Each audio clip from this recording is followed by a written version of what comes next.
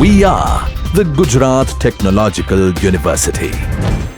Since its inception over a decade ago, GTU has been empowering young and curating minds to realize their true potential. Over 4 lakh inspired students are enrolled with one of the premier academic universities in India. With more than 450 affiliated colleges in its fold operating across 5 zones of the state, GTU, the International Innovative University, your place to move forward.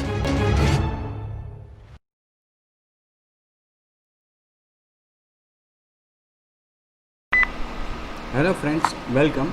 So in this video we are going to discuss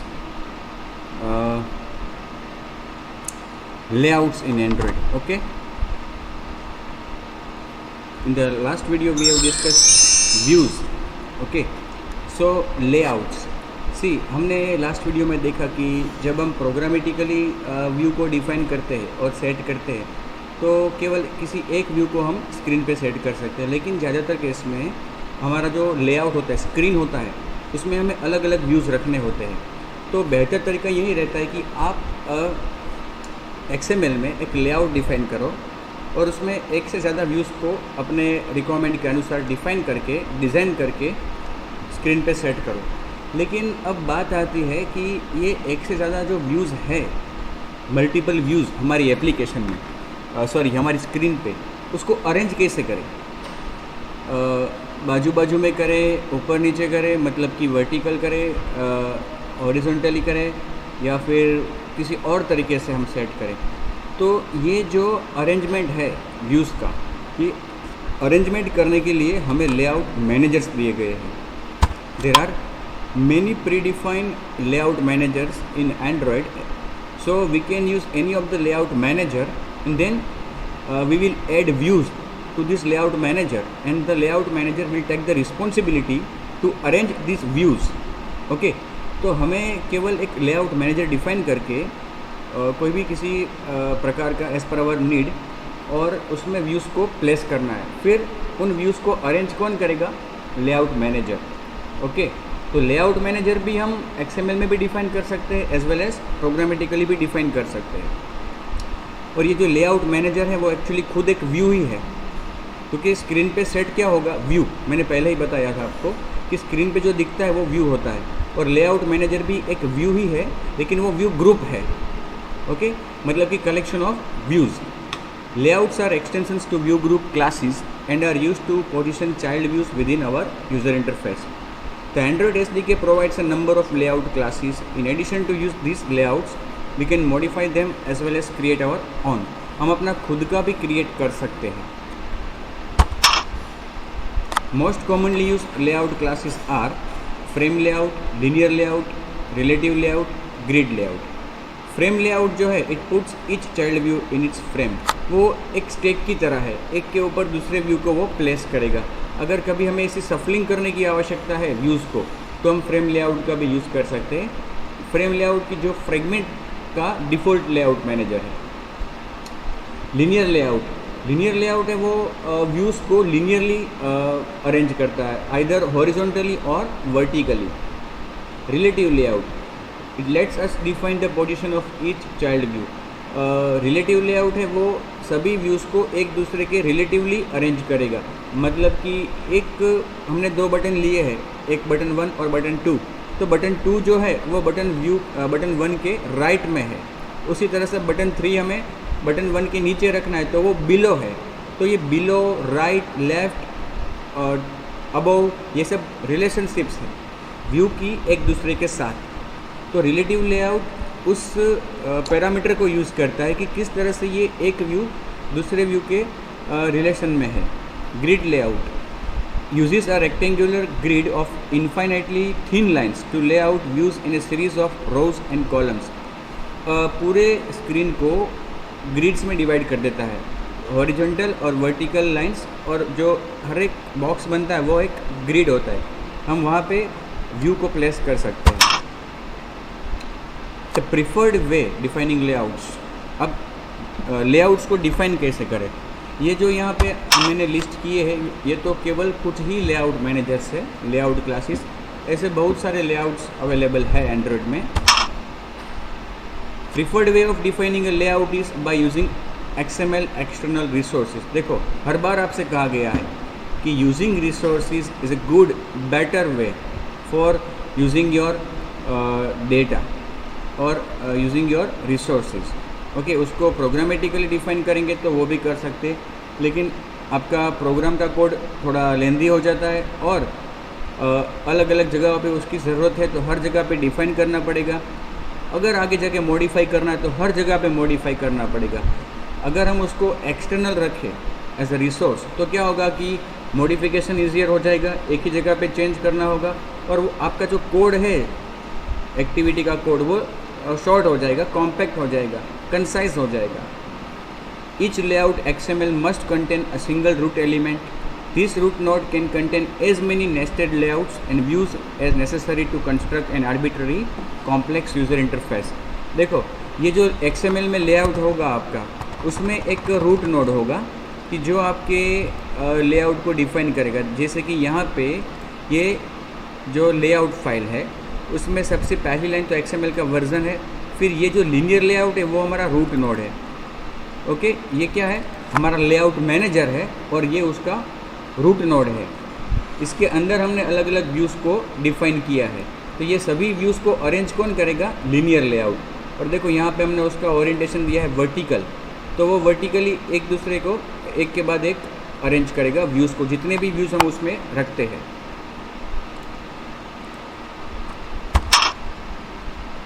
for specifying height and width of the individual views, constant such as wrap content and match parent are used. यहाँ पे हमने देखा कि height width set करने के लिए हम यहाँ पे एब्सोल्यूट वैल्यू भी दे सकते हैं, लेकिन एब्सोल्यूट वैल्यू देना बेहतर नहीं माना जाता, बिकॉज कि हर एक स्क्रीन की साइज़ अलग अलग होती है। तो या तो आप इसको फुल साइज़ देना चाहते हो तो मैच पेरेंट आप रख सकते हो, ओके, या फिर wrap कंटेंट अच्छा रहता है जब मल्टीपल व्यूज़ को आपको अरेंज करना है तब। ये प्री डिफाइंड कॉन्स्टेंट्स है। These constants can be combined with layouts that scale to offer the simplest and most powerful technique for ensuring that our layouts are screen size and resolution independent। देखो screen की size जो भी है उसमें वो fit हो जाएगा, resolution से भी कोई चिंता नहीं है। wrap कंटेंट मैच पेरेंट अगर हम देते हैं तो depending on the size of device screen on which our application is executing वो सेट करेगा। Now defining layouts, see we can also define the layouts in code. यहाँ पे जो हमने डिफाइन किया लेआउट को वो हमने XML में डिफाइन किया है, ओके।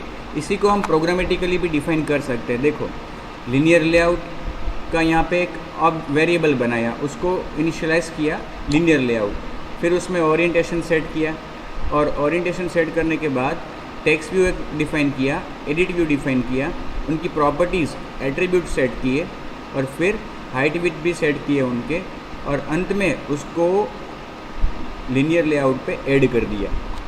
देखो यहाँ पे मैं आपको इसका एक एग्जांपल बताता हूँ। सपोज़ कि हमारे पास ये एक एक्टिविटी है 19, ठीक है। इसमें सेट कंटेंट व्यू ऑलरेडी किया हुआ है किसी लेआउट रिसोर्स को, वो मैं निकाल देता हूँ, ठीक है। अब मुझे लीनियर लेआउट यूज़ करना है तो मैं यहाँ पे लीनियर लेआउट का वेरिएबल डिक्लेयर करूँगा is equal to new linear layout this, okay. उसका ओरिएंटेशन भी सेट करूँगा, सेट ओरिएंटेशन वर्टिकल, ठीक है। अब मुझे सपोज़ कि उसके ऊपर टेक्स्ट व्यू रखना है तो एक टेक्स्ट व्यू का मैं ऑब्जेक्ट बनाऊँगा,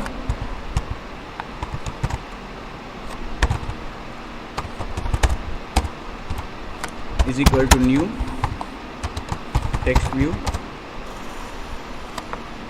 दिस। उसके एट्रीब्यूट सेट करूँगा text view dot set text, this is a sample text. उसकी प्रॉपर्टीज सेट करूँगा सेट टेक्स्ट कलर,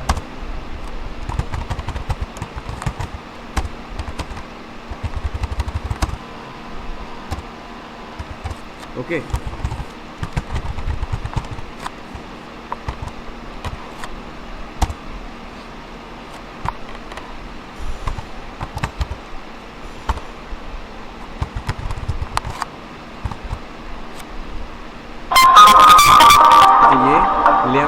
पैरामीटर्स उसको सेट किए हैं। अगर उसको नहीं करते तो वो डिफ़ॉल्ट ले लेगा, कोई बात नहीं, डिफ़ॉल्ट रखते हैं हम। टेक्स्ट की साइज़ दे देते हैं,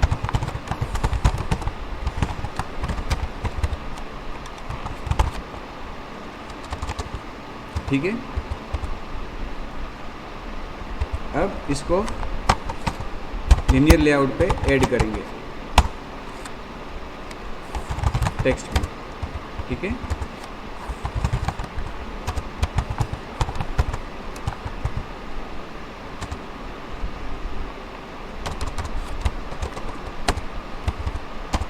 अब दूसरा सपोज कि मुझे एडिट टेक्स्ट लेना है तो मैं एडिट टेक्स्ट लूँगा।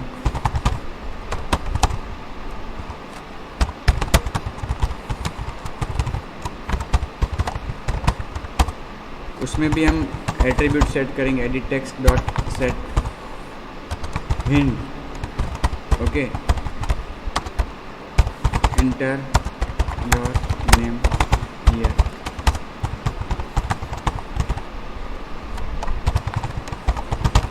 सेट टेक्स्ट साइज वो भी 25, एफ मतलब फ्लॉट।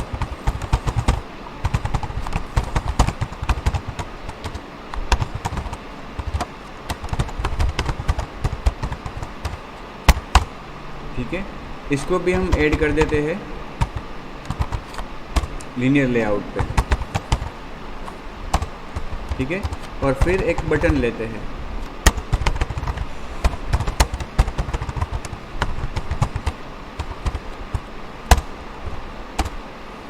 बटन में सेट टेक्स्ट,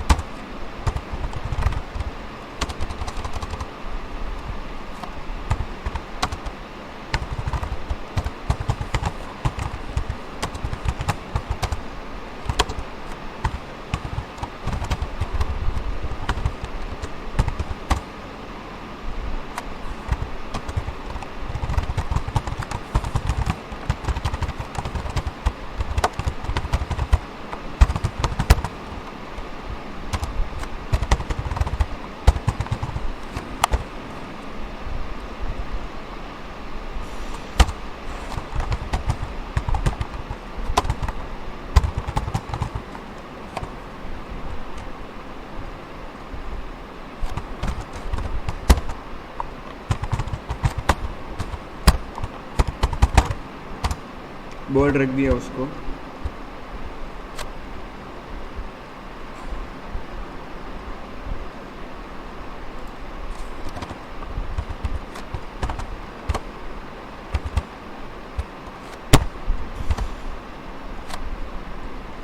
और इस बटन को भी ऐड करेंगे लीनियर लेआउट पे ऐड व्यू के द्वारा।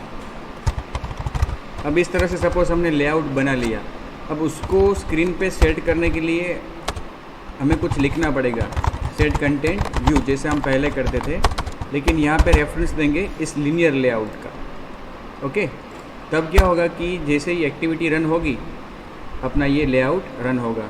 मैनिफेस्ट फाइल में हम सेट करते हैं इसको,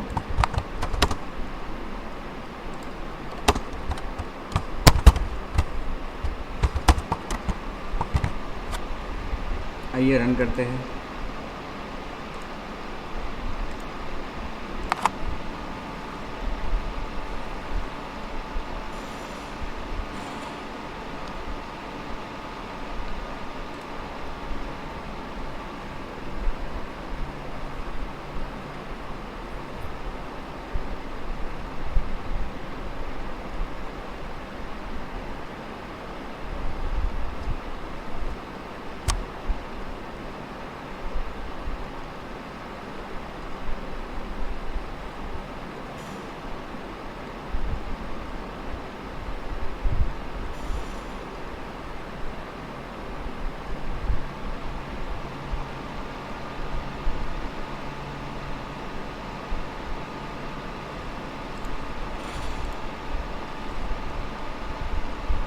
ठीक है, this is a sample text, enter your name, फिर क्लिक मी, ओके। ये क्लिक करने से अभी कुछ होगा नहीं क्योंकि इसके लिए हमें कोड लिखना पड़ता है इवेंट हैंडलिंग का। ओके। लेकिन देखो ये केवल 3 ही चीज़ हमने डिफाइन की और कोड इतना लंबा हो गया। और ज़्यादा एट्रीब्यूट सेट करेंगे तो कोड और भी लंबा हो जाएगा, और व्यूज़ रखेंगे तो कोड बहुत ही लेंदी हो जाएगा। इतना कोड केवल डिज़ाइनिंग से ही हो गया, तो एक्टिविटी में जो इवेंट हैंडलिंग करेंगे उसका कोड भी आएगा। तो कहने का मतलब एक्टिविटी का कोड ज़्यादा ही लेंदी हो जाएगा। इसके बजाय अगर ये चीज़ हम सब लेआउट को XML में डिफाइन करें तो वो ज़्यादा बेनिफिशियल रहता है। ठीक है। Creating device independent user interface. The reason behind Android success is the variety of devices available. या मार्केट में आज बहुत सारे डिवाइसेस अवेलेबल है, इसी और सब में ये एंड्रॉयड ऑपरेटिंग सिस्टम चलता है, एंड्रॉयड OS वाले डिवाइसेस में। For the developers, it introduces a challenge for designing user interface to ensure that they provide the best possible experience for users regardless of the device they have on। मतलब कि हम जब application को design करेंगे तो इस तरह से डिज़ाइन करनी चाहिए कि मार्केट में जितने भी वैरायटी वाले डिवाइसेस है उन सब में अपनी एप्लीकेशन का लुक कंसिस्टेंसी होनी चाहिए। ओके, ऐसा नहीं कि एक पर्टिकुलर स्क्रीन साइज़ के लिए हम डेवलप करें और उसी स्क्रीन साइज में अपनी एप्लीकेशन बेस्ट आउटपुट दिखाएं, ऐसा नहीं होना चाहिए। हर एक में अपनी एप्लीकेशन का आउटपुट कंसिस्टेंट होना चाहिए, लुक और फील। देखो, linear layout, it is the simplest layout, allows to create simple user interface that aligns a sequence of child views in either a vertical or horizontal line. Mostly we nest this layout inside another layouts। ज़्यादातर case में हम linear layout को दूसरे layouts के अंदर arrange करते हैं, nesting करते हैं। जैसे कि देखो यहाँ पे एक लीनियर लेआउट लिया हुआ है, ये रूट है, उसके अंदर ये दूसरा लीनियर लेआउट लिया, ये भी पॉसिबल है। एक लेआउट के अंदर हम दूसरा लेआउट डिफाइन कर सकते हैं, इसको हम नेस्टिंग ऑफ लेआउट्स कहते हैं। रिलेटिव लेआउट, जैसा कि मैंने आपको बताया कि रिलेटिव लेआउट है वो क्या करता है, लेआउट्स को लेआउट में व्यू को एक दूसरे के रिलेटिवली अरेंज करता है। It provides a great deal of flexibility for our layouts by providing the facility to position each element within the layout in terms of its parents and other views। देखो, ये relative layout लिया, उसके अंदर एक linear layout. अब linear layout में देखो horizontal layout दिया है, ओरिएंटेशन दिया है, फिर बटन्स को लिए डिफाइन किए और उसके नीचे एक लिस्ट व्यू लिया। अब देखो लिस्ट व्यू में हमने एट्रीब्यूट क्या सेट किया कि अबव बटन बार। तो बटन बार जो है उसके ऊपर ये लिस्ट व्यू होना चाहिए, तो ये हमने उसका रिलेशन दिया। और दूसरा रिलेशन क्या दिया कि अलाइन पैरेंट लेफ्ट, पैरेंट के लेफ्ट अलाइन में होना चाहिए, ट्रू। तो वो हमने उसका एक रिलेशन दिया। फिर ये बटन बार है वो क्या है, लिनियर लेआउट है, तो उसके अबव ये लिस्ट व्यू आएगा। पता चला। Grid layout. A grid layout uses an arbitrary grid to position views. It is particularly useful for constructing layouts that require alignment in two directions। जैसे कि कैलकुलेटर जैसे आपको एप्लीकेशन बनानी हो तो उसमें आप ये ग्रिड लेआउट का इस्तेमाल कर सकते हो। Optimising layouts. इन्फ्लेटिंग मतलब कि शो, प्रस्तुत करना। Inflating layouts is an expensive process. Each additional nested layout and included view directly impacts on the performance and responsiveness of our application. जब भी आप लेआउट को व्यू करवाते हो, शो करवाते हो, इन्फ्लेट करवाते हो, तो वो थोड़ा प्रोसेसिंग लेता है। ओके, और उसकी असर हमारे ओवरऑल एप्लीकेशन के परफॉर्मेंस पे उसकी असर पड़ती है। To keep application smooth and responsive, it is important to keep layouts as simple as possible to avoid inflating entire new layouts for small user interface changes. तो देखो आपको बार बार लेआउट शो नहीं करने हैं, मतलब कि एक लेआउट ओके, अब सपोज़ कि उस लेआउट में छोटा सा एक चेंज करना है, उसके लिए वापस नया लेआउट बना के उसको इन्फ्लेट करोगे, वापस उसमें थोड़ा चेंज करना है तो नया लेआउट बना के उसको इन्फ्लेट कराओगे, तो ये सभी करने में आपकी एप्लीकेशन का प्रोसेसिंग पावर बहुत ही कंज्यूम हो जाता है और आपकी एप्लीकेशन की स्पीड कम हो जाती है। तो ऐसे लेआउट्स में कि जहाँ पे थोड़ा ही भाग चेंज करना है, पूरा लेआउट नया नहीं बनाना है, उतने छोटे भाग को ही केवल आपको अपडेट करना है, और वो हो सकता है फ्रेगमेंट्स के द्वारा हम ये कर सकते हैं। व्हेन ए लेआउट, ओके, ये मर्ज आया, मर्ज। ओके, तो उसके पहले मैं आपको बताता हूँ रिलेटिव लेआउट का एक छोटा सा उपयोग। देखो ये हमारा मेन एक्टिविटी है, उसका एक लेआउट मैनेजर यहाँ पे डिफाइन हुआ है, एक्टिविटी अंडरस्कोर मेन 19 ये वाला। अब देखो यहाँ पे मैं रिलेटिव लेआउट रखता हूँ, रिलेटिव लेआउट, ठीक है। इसमें मैं बटन बनाता हूँ, बटन,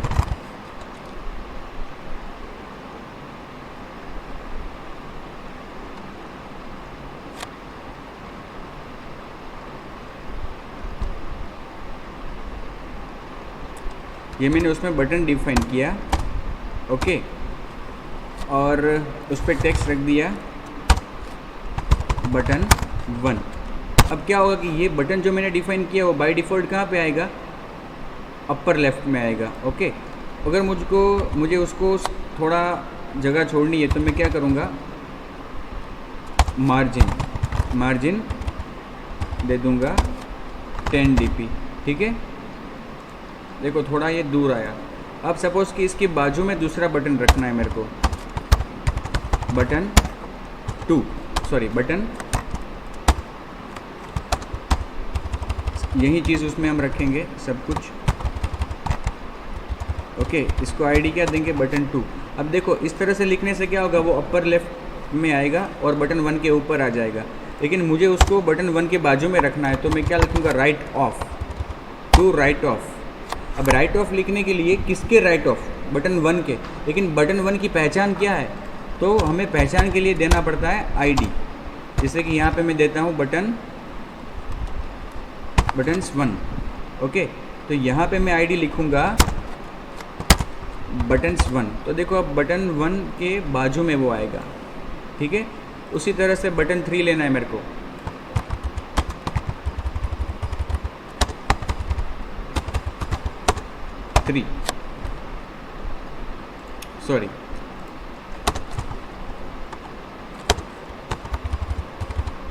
ओके, बटन 3। अब बटन 3 इस तरह से लूँगा तो वो बटन 2 के ऊपर आ जाएगा। एक्चुअली मुझे करना क्या है, बटन 2 के राइट में लेना है, तो बटन 2 को भी एक आइडेंटिफिकेशन देना पड़ेगा, बटन्स 2, ओके। इसको आईडी दे दिया बटन्स 2। अब 3 जो है वो बटन्स 2 के मैं राइट में लूँगा, देखो इस तरह से। अब सपोज़ कि बटन 2 के नीचे मुझे बटन 4 लेना है,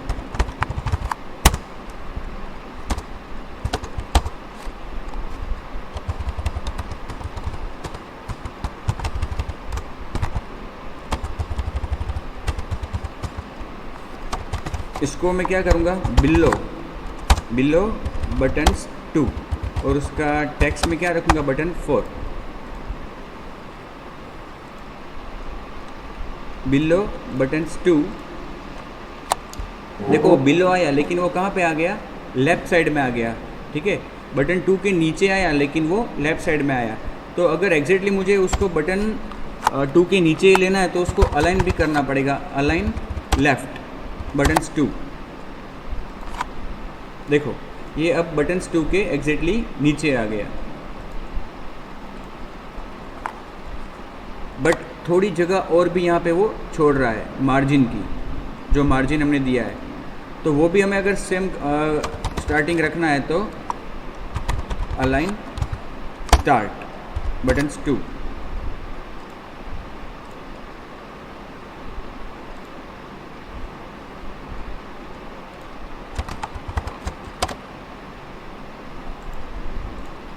मार्जिन निकल दिया, एग्जैक्टली वो अब बटन 2 के नीचे आ गया, बटन 4, ठीक है। इस तरह से हम रिलेटिव लेआउट का यूज़ कर सकते हैं। और जो मैंने कहा था कि नेस्टिंग ऑफ लेआउट्स, तो यहाँ पे अंदर आप एक लीनियर लेआउट भी ले सकते हैं, ओके। और ये लीनियर लेआउट के अंदर आपको जो भी डिफाइन करना है कर सकते हो। जैसे कि ये एक बटन मैंने लीनियर लेआउट के अंदर ले लिया, उसका टेक्स्ट मैं दूंगा बटन 5, ओके। देखो ये कहाँ पे आ गया, ऊपर आ गया, लेकिन उसको मुझे बटन 4 के नीचे रखना है, तो बटन 4 को मुझे आईडी देना होगा 4।